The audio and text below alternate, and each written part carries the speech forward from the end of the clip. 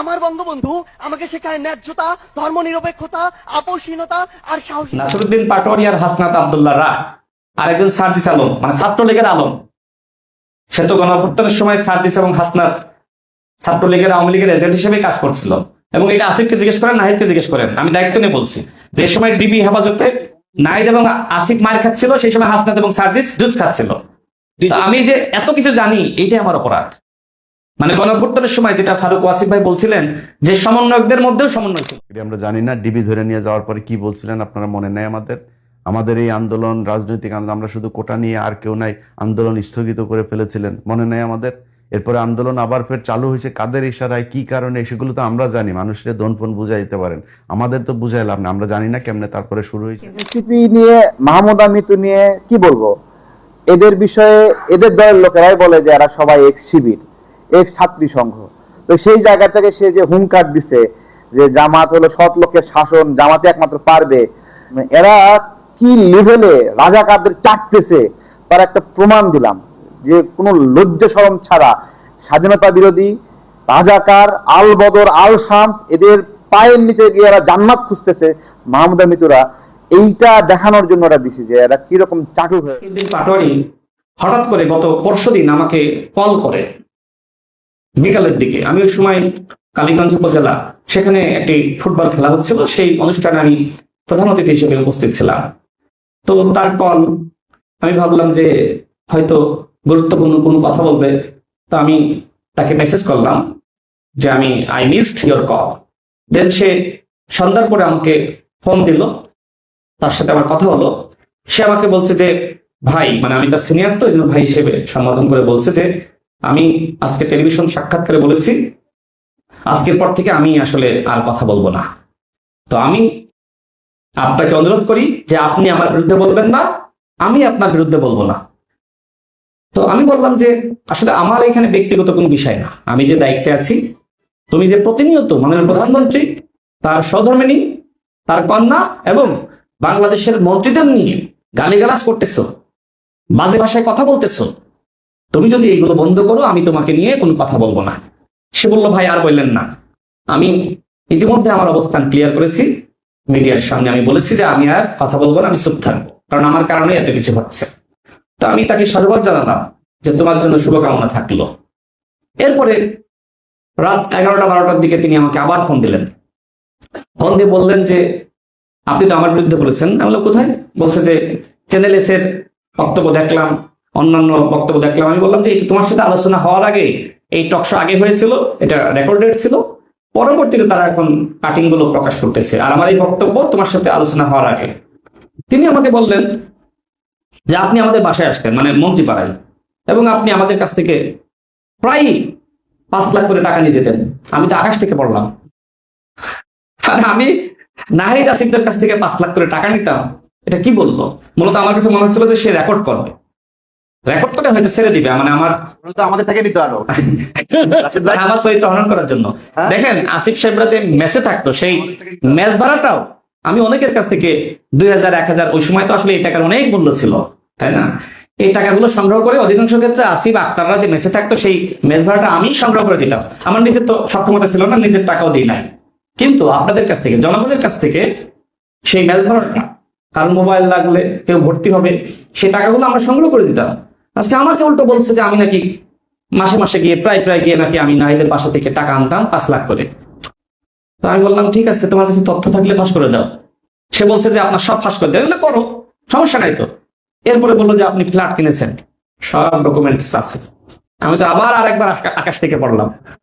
তো আমি তাকে বললাম আমার কোনো ফ্ল্যাট নাই, আমার কোনো ফ্ল্যাট নাই, তোমার কাছে তথ্য পাত্র থাকলে সব ফাঁস করে দাও। এইভাবে সে একটু মানে ব্ল্যাকমেল করার চেষ্টা করলো।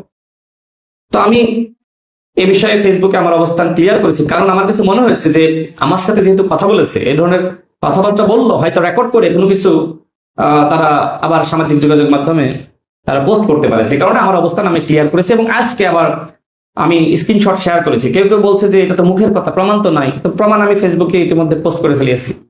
তো আমি দিতে বলেন। আচ্ছা, তো আমি আসলে মনে করেছিলাম যে নাসিরউদ্দিন পাটোয়ারি হয়তো অনুতপ্ত হয়েছে, সেই জায়গা থেকে আমাকে ফোন করেছে এবং আমি মনে করি মানুষ ভুল করে এবং ভুলের মার্জনা থাকতে হয়। কিন্তু গতকাল দেখেন সে কমিটমেন্ট ব্রেক করলো, আমাকে কথা দিল যে সে আর এগুলো করবে না। গতকাল কিভাবে মাননীয় প্রধানমন্ত্রীকে গালিগালাজ করেছে, বলে নাই? করছে তো, মানে কি ভাষায় কথা বলেছে এগুলো তো আমরা বলতে পারি না, যে কারণে আমি বললাম না। অর্থাৎ নাসিরউদ্দিন পাটোয়ারি এখন আসলে ভারসাম্য হারিয়েছে। যে কারণে আমি এনসিপি কে বলবো যে একজন মনোরোগ বিশেষজ্ঞ যদি অতি দ্রুত তাকে না দেখান সে কিন্তু পাগল হয়ে যাবে। সে ভারসাম্য হারাচ্ছে। সে আমাকে কথা দিল যে আর কথা বলবে না, গালিগালাজ করবে না। এরপরে মিডিয়া যে সময় তার সামনে গেল, সে মিডিয়া দেখলে আসলে নিজেকে আর সামলাইতে পারে না। সে ভাবে যে আজকে যদি ভালো কথা বলি মিডিয়া তার প্রচার করবে না, গালিগালাজ করলে আমি ভাইরাল। তো আজকে আরেকজনের সাথে কথা হচ্ছিল, তিনি আমাকে বললেন যে একটি দেশের একজন মানে গুরুত্বপূর্ণ নেতা হয়েছেন, সিনেটর। তো তিনি খুব ভালো বলতেন, লিখতেন, কিন্তু তিনি আসলে মানুষের কাছে তার অবস্থান তৈরি করতে পারছিলেন না। এরপরে তিনি পর্ণ তারকা হইলেন, মানুষ এরপর তাকে চিনল। তো চেনার পরে হঠাৎ বেশ বছর দুয়েক পরে সে জনগণের কাছে ক্ষমা চাইল। তো জনগণ তো তাকে ক্ষমা করে দিল। তার মানে কি, খারাপের মধ্য দিয়ে সে তার পরিস্থিতি তৈরি করলো, এরপরে জনগণের কাছে ক্ষমা চেয়ে সে ফেরেস্তা হয়ে গেল। তো এনসিপির রাজনীতি হলো ঠিক এইরকম, ভাইরাল হওয়ার জন্য ওই পর্ণ তারকারা যেভাবে খারাপের পথে যাচ্ছে, আজকে এনসিপি গালিগালাজের পথে যাচ্ছে। গালিগালাজ করে যদি তাদের ভাইরাল হইতে হয় তাহলে বলবো যে ঠিক আছে, আপনারা, আমাদের একজন সেপুদা আছে, তার কাছ থেকে ভালো রাজনীতি শিখতে পারবেন, তার কাছ থেকে ভালো রাজনীতি শিখতে পারবেন। আমি এনসিপি কে নিয়ে অনেক প্রত্যাশা করেছিলাম, এবং যারা আছে আমাদেরই ছোট ভাই ব্রাদার, একসময় আমার সাথে রাজনীতি করেছে, আমি সবসময় তাদেরকে বোঝানোর চেষ্টা করেছি। আমি আজকেও তাদেরকে সর্বশেষ বলবো, নাসিরউদ্দিন পাটোয়ারি আর হাসনাত আব্দুল্লাহ রা আর একজন সার্জিস আলম, মানে ছাত্রলীগের আলম, সে তো গণঅভ্যুত্থানের সময় সার্জিস এবং হাসনাত ছাত্রলীগের আওয়ামী লীগের এজেন্ট হিসেবে কাজ করছিল। এবং এটা আসিফকে জিজ্ঞেস করেন, নাহিদকে জিজ্ঞেস করেন, আমি দায়িত্ব নিয়ে বলছি। যে সময় ডিবি হেফাজতে নাহিদ এবং আসিফ মার খাচ্ছিল, সেই সময় হাসনাত এবং সার্জিস জুস খাচ্ছিল। তো আমি যে এত কিছু জানি, এইটাই আমার অপরাধ। মানে গণঅভ্যুত্থানের সময় যেটা ফারুক ওয়াসিফ ভাই বলছিলেন যে সমন্বয়কদের মধ্যেও সমন্বয় ছিল না, অর্থাৎ নাহিদ এবং আসিফ চাচ্ছিল শেখ হাসিনার পতন, এবং হাসনাত এবং সার্জিস চাচ্ছিল যে কিভাবে হাসিনাকে রক্ষা করা যায়। সেই হাসনাত এবং সার্জিস আজকে বড় বড় কথা বলে জুলাইয়ের পক্ষের শক্তি হিসেবে দাবি করে, এটা তো লজ্জাজনক। হ্যাঁ, আসিফ, নাহিদ, বাকের মজুমদার বা নুসরাত তাবাসসুম, তাদের অনেক ভূমিকা আছে, স্যাক্রিফাইস আছে, তাদেরকে আমরা স্নেহ করি, শ্রদ্ধা করি। কিন্তু হাসনাত এবং সার্জিস গণঅভ্যুত্থানের পক্ষের শক্তি ছিল না, তারা কোটা সংস্কার আন্দোলন চেয়েছিল। আমার সাথে যদি কেউ ওপেন ডিবেট করতে চায়, আমি চ্যালেঞ্জ ছুড়ে দিলাম, হাসনাত এবং সার্জিস গণঅভ্যুত্থানের পক্ষে শক্তি ছিল না।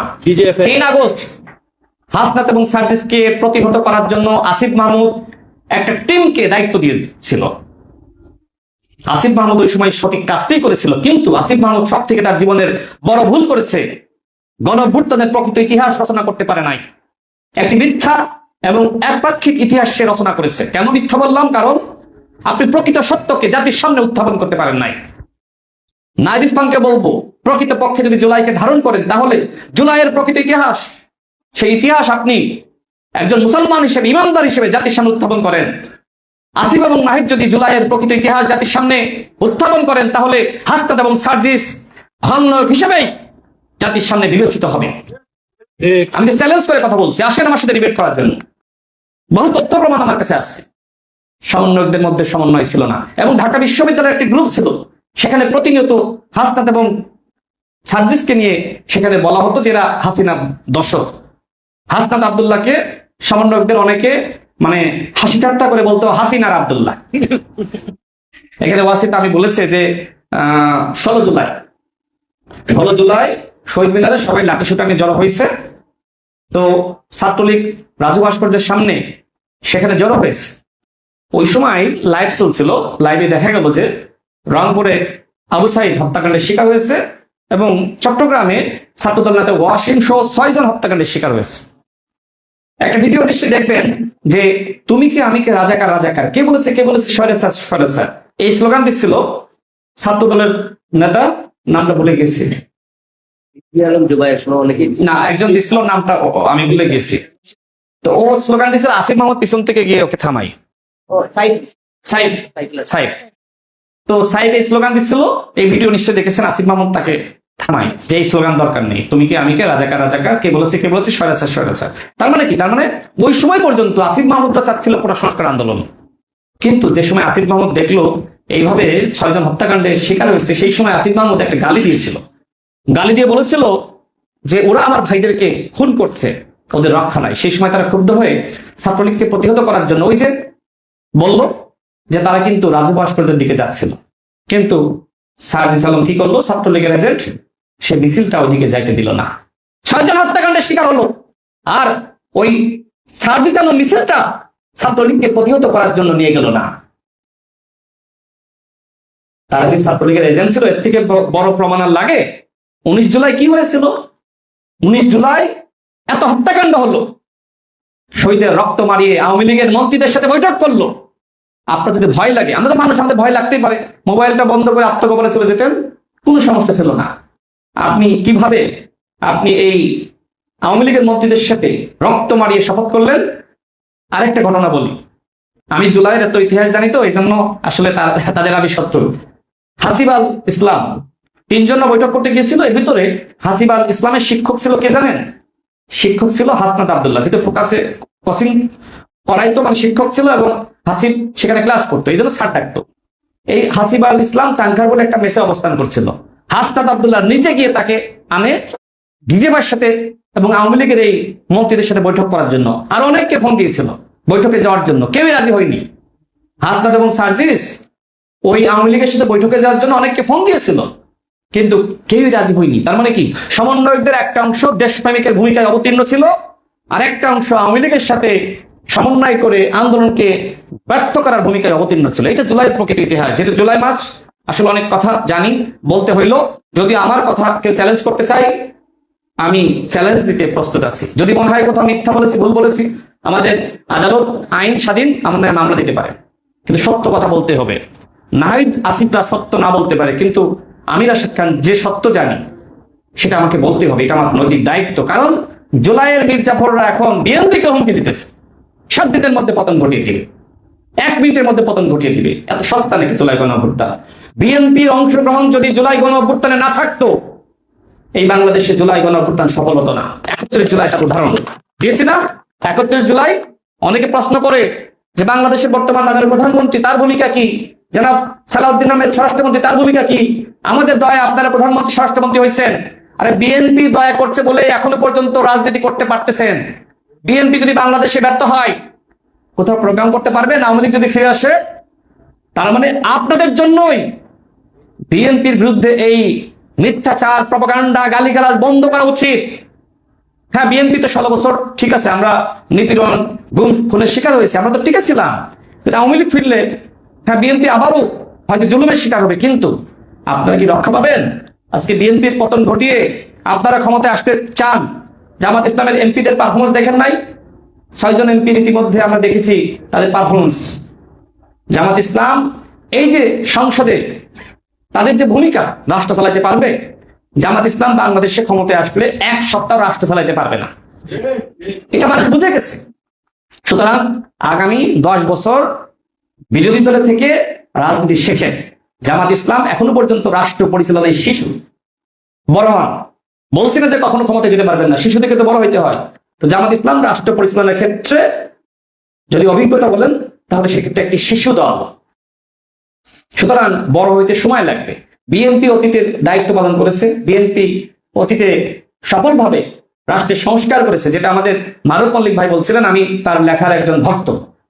তিনি বলছিলেন যে এই বাংলাদেশে যে সংস্কার হয়েছে সেটা শহীদ প্রেসিডেন্ট জিয়া রহমানের হাত ধরে, পরবর্তীতে যতটুকু বাস্তবায়ন হয়েছে সেটা দেশনেত্রী বেগম খালেদা জিয়ার হাত ধরে। বাংলাদেশকে নিয়ে এখন নতুন ভাবে স্বপ্ন দেখছেন বাংলাদেশের নির্বাচিত প্রধানমন্ত্রী জনাব তারেক রহমান। তার স্বপ্ন, তার ভিশন, তার মিশন, রাষ্ট্র পুনর্গঠনে তার যে সংকল্প, এটি বাস্তবায়নে আমি দেশের মানুষকে এগিয়ে আসার আহ্বান জানাচ্ছি। ইতিমধ্যে ফ্যামিলি কার্ড, কৃষি কার্ড, কৃষকদের ঋণ মৌকুব করা, খাল খনন কর্মসূচি সহ বিভিন্ন সামাজিক নিরাপত্তামূলক কর্মসূচি তিনি হাতে নিয়েছেন। এগুলো যদি বাস্তবায়িত হয়, তাহলে সামাজিক এবং অর্থনৈতিক ভারসাম্য প্রতিষ্ঠা পাবে এবং বাংলাদেশের জনগণ মাথা উঁচু করে দাঁড়াতে পারবে। আমি আমার বক্তব্য আর বেশি দীর্ঘায়িত করছি না। জুলাই মাসে কতটুকু বলার আর সুযোগ পাবো জানি না, যে কারণে আজকে 32 জুলাই আমি জুলাইয়ের অনেক কথা বললাম। আমি মনে হয় আপনাদের কারোর মনোযোগে আমি ক্ষতি করি নাই, কারণ খুবই গুরুত্বপূর্ণ কথাগুলো বলার চেষ্টা করেছি যেগুলো অনেকে জানে না। তারপরেও আমার বক্তব্য যদি আপনাদের বিরক্ত করে থাকে আমি আপনাদের কাছে দুঃখ প্রকাশ করছি। প্রিয় সাংবাদিক ভাইরা, আপনারা যারা এসেছেন, আমি আপনাদেরকে অনুরোধ করবো, আমাদের রনি ভাই অত্যন্ত বিচক্ষণ, তার বক্তব্য শুনে কিন্তু আমি অনেক কিছু শিখি, নতুন নতুন আবিষ্কার তিনি করেন। আমাদের আরো অন্যান্য আপা আছেন, অতিথি আছেন, তারেক ভাই আছেন, সে তো অলওয়েজ ফাইট করে যাচ্ছে। সুতরাং আপনারা সবাই থাকবেন।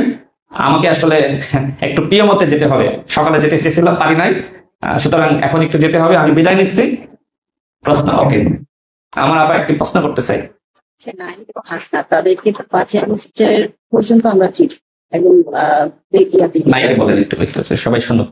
হ্যাঁ, প্রশ্নটা হচ্ছে নাহিদ এবং হাসনাত তাদেরকে 5 আগস্ট পর্যন্ত আমরা প্রত্যক্ষভাবে চিনি। 5 আগস্ট পরে তারা যখন সরকারের দায়িত্ব সামনে পড়ানো হয়েছে, তার পরবর্তী জীবনটা আমরা জানি না। তো আমার প্রশ্নটা হচ্ছে নাহিদ এবং আসিফ, তারা যে বলেছে আপনি প্রতি মাসে 5 লক্ষ টাকা নিয়ে আসবেন, কিন্তু আমার প্রশ্নটা হচ্ছে তারা প্রতি মাসে 5 লক্ষ টাকা আপনাকে দেওয়ার মতো সক্ষমতা কোথায় পেয়েছে? গতকাল এই কথাই একজন ভাই আমাকে মেসেজ করেছেন, সালাম ভাই তার নাম, পুরান ঢাকার একজন ব্যবসায়ী, আমার সাথে ভালো সম্পর্ক। তিনি আমাকে বলছেন যে নাসির উদ্দিন পাটোয়ারি যে আপনাকে বললো যে প্রতি মাসে 5 লক্ষ টাকা করে আপনাকে দিত, নাহিদ এবং আসিফের বাসা থেকে আপনি আনতেন, তো এই 5 লাখ টাকা তারা কোথায় পাইতো? তিনি আমাকে বললেন যে এই যে মিথ্যাচার করলো, আমি একটি মামলা করতেছি। আমি বললাম না, মামলা করার দরকার নেই। তো আবার প্রশ্ন করলেন যে তারা এই 5 লাখ করে টাকা কই পাইলো, এবং বললো যে আমার ফ্ল্যাট আছে, সমস্ত ডকুমেন্টস নাকি তাদের কাছে আছে। এবং আরো বললো নাসিরউদ্দিন পাটোয়ারি যে আমি নাকি বিপদ থেকে বাঁচার জন্য বিএনপিতে গিয়েছি, এই ফ্ল্যাটের তথ্য, টাকার তথ্য বা আমার অন্যান্য অপরাধ, এগুলো নাকি ঢাকার জন্য বিএনপিতে গিয়েছি। দেখেন, আমি 2018 সাল থেকে বাংলাদেশে ছাত্র আন্দোলনের নেতৃত্ব, রাজনীতি করি। আমারও তো চলতে ফিরতে টাকা লাগে। তো আমার যদি টাকা লাগে, আমি মারুফ ভাইকে, আমার ভাই এখানে বসে আছে, তাকে আমি এর আগে বলেছি ভাই নির্বাচনের সময় আপনি দেখেন কি করা যায়, বলছে না? এরকম ভাই ব্রাদার যারা আছে, যেমন নির্বাচনটা একটা খরচ হয়েছে, আমার সৌভাগ্য যারা ছিল তাদের কাছ থেকে নিয়েছি। কিন্তু অন্তর্বর্তীকালীন সরকারের 18 মাসে আমি তাদের কাছ থেকে টাকা নিয়েছি, দুর্নীতি করেছি, তদবির বাণিজ্য করেছি, প্রমাণ থাকলে ফাঁস করে দেন। এছাড়া শেখ হাসিনার সময় আমি কোনো অন্যায় করেছি, অপরাধ করেছি, প্রমাণ থাকলে ফাঁস করেন। একটি সফল আন্দোলনের নেতৃত্ব দিয়েছি। আমি 15 দিন রিমান্ডের নির্যাতনের শিকার হয়েছি। আমার মুক্তির দাবিতে ফেস্টুন বানাতে গিয়ে তারেক ভাই গ্রেপ্তার হয়েছিলেন, গুম হয়েছিলেন। তো আমরা জেল থেকে বের হয়ে চুপ হয়ে গিয়েছিলাম। আবার তো জেল থেকে বের হয়ে বাড়ি যায় নাই, ঢাকা বিশ্ববিদ্যালয়ে ফিরে গিয়ে ওই দিন মিছিল করেছিলাম। এবং যতক্ষণ না পর্যন্ত আন্দোলন সফল হয়েছে আমরা আন্দোলন চালিয়ে গিয়েছি। হ্যাঁ, রাজনীতি করতে গিয়ে আমার ভুল ভ্রান্তি, বক্তব্য অনেক সময় ভুল হয়েছে, এটা মানুষ হিসেবে আমাদের হবে।